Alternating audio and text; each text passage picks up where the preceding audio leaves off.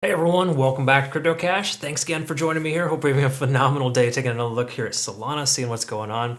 It's not looking good, but kind of looking good, if that makes any sense. I'll describe what I mean by that, of course. Quickly to note, Bitcoin just broke through the level here at about 42,500. I just uploaded a Bitcoin video if you want to watch that to make sure you understand generally what's going on.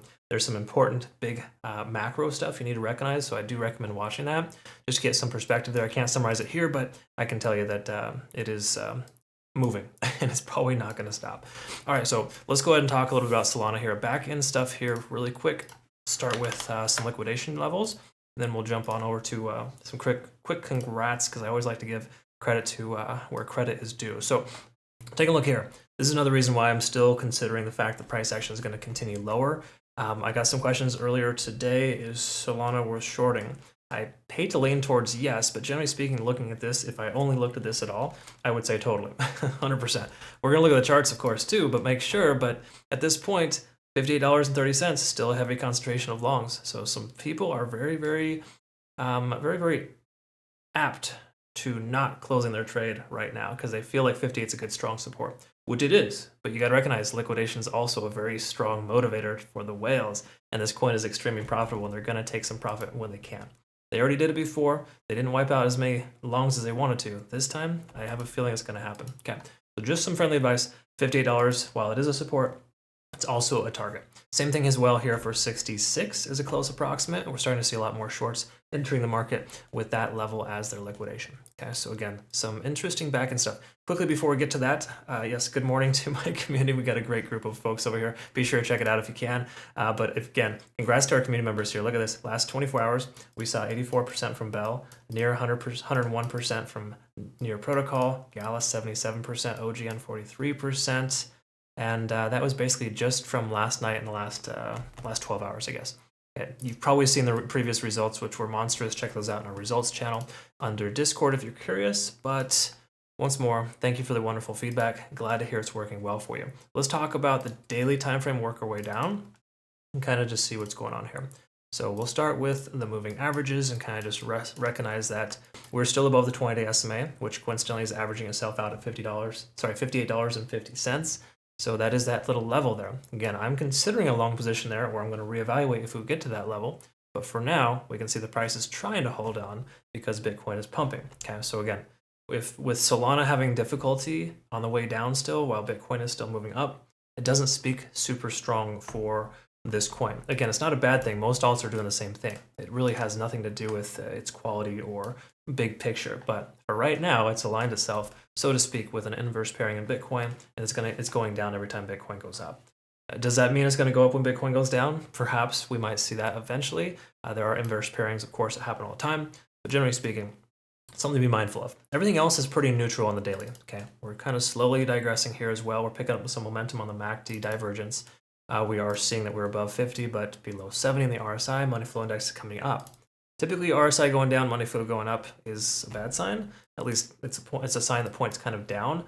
So I'm not like super convinced that we're going to see the price just rally back here at this point.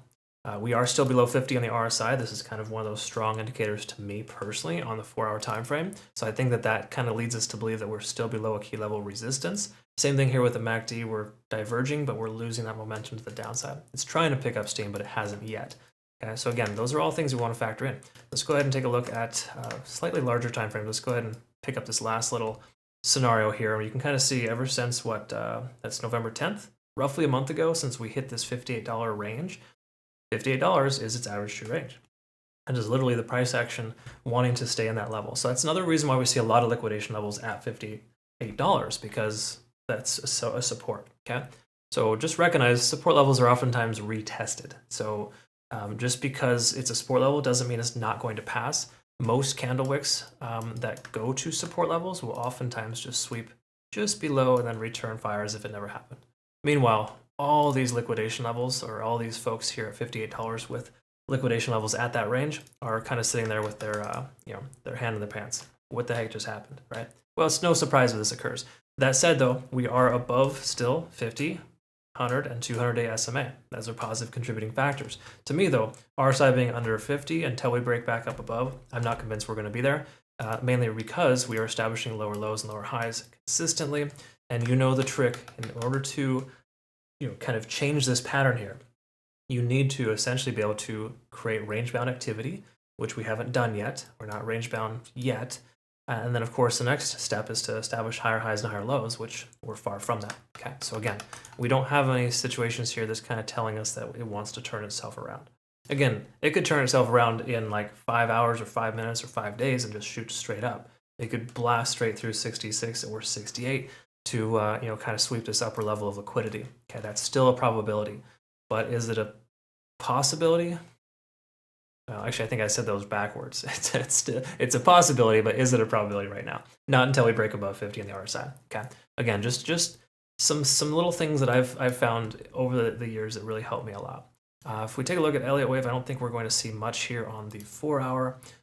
We can see that the Elliott Wave has fulfilled itself on the 1 hour time frame. So don't get this mistaken. Just because you finish an Elliott Wave pattern doesn't mean it just starts a new one. Okay, it doesn't necessarily mean that. It could continue to the inverse as well and kind of do a reverse action there. So just from friendly advice, trying to get super excited when you see that. Other than that, let's go ahead and take a quick look at TD sequential. We have no overextension. This is something, of course, you want to recognize too. Price action hitting a 9 comes back up to a 6. Every time it's hit its 9 previously, it'll overextend itself to the other direction. And now we're not doing that. Okay, so that leads me to believe that we're seeing more selling pressure than buying pressure. The moving averages here on the volume are still staying quite low. We need to see more volume in order for that to happen. So again, money flow is down, RSI is low. No reason to want to buy. I would buy potentially on the 4 hour if we see the RSI closer to 30 and maybe the money flow at like 15 or 10. Okay, that's a prime place to buy. But right now we're not overextended to the downside either. We're just slowly bleeding out. So what does that all mean? Well, let's look at Ichimoku Cloud and confirm. We do not have a buy signal yet. We want to be above the cloud to get that. We want to be above the cloud for 3 or 4 hours or more. We're not going to be there for at least 12 hours in all reality. Truth as well, if we can see here, conversion line is below the baseline and lagging spans intersecting with the price action. So this does imply too that, what do you know, a short position isn't viable either. Okay? Just because we're below the cloud doesn't mean you short your shirt off. It does mean you're more short biased, and I would say that you're going to have a larger statistical probability of the price going down than up at this point. But on the same accord, do you trade into an upward current? In other words, are you trying to swim upstream or downstream?